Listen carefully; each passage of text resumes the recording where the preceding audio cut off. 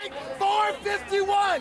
Fahrenheit 451! They're taking away the library! Folks, think about what that means!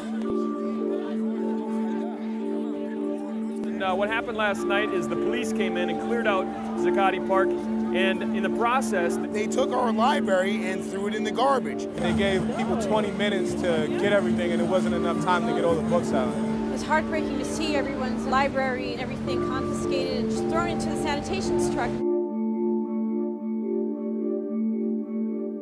Two of our librarians decided to stay, Scales and Charlie. They did end up getting arrested and pepper sprayed and all that stuff. It's really tragic that because the way the library was organized, a lot of effort went into putting that place up and running, and really good collection of books. Oh, if I was an evil billionaire hell-bent on subverting our democracy to my special interest, then the last thing I would want is informed Americans capable of making decisions with critical thinking. And those people who are cutting funds to education in the libraries are taking books out of the hands of citizens. You know, they could have lit the books on fire. Instead, they throw them in the garbage can. To me, the two are exactly the same.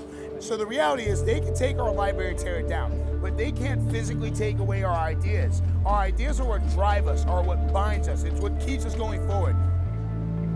We've created a virtual library now with OccupyEducated.org and provide people with a primer of suggested reading so that they can get up to speed on the information that they need to make informed decisions. just like Occupy Wall Street, Occupy Educated will be about collaboration and community, where people can share what they know, recommend books.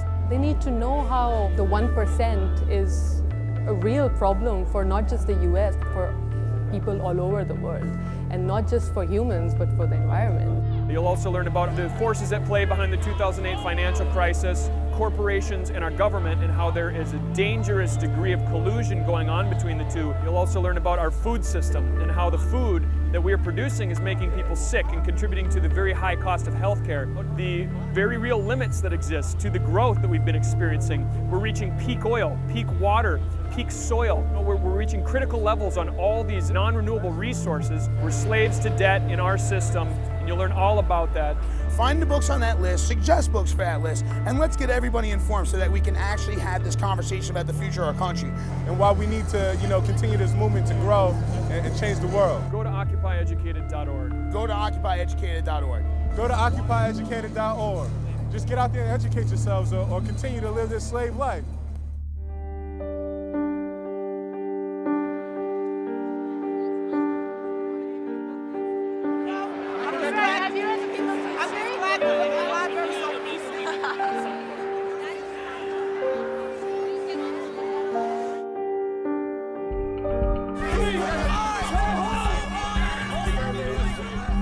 And they're destroying education.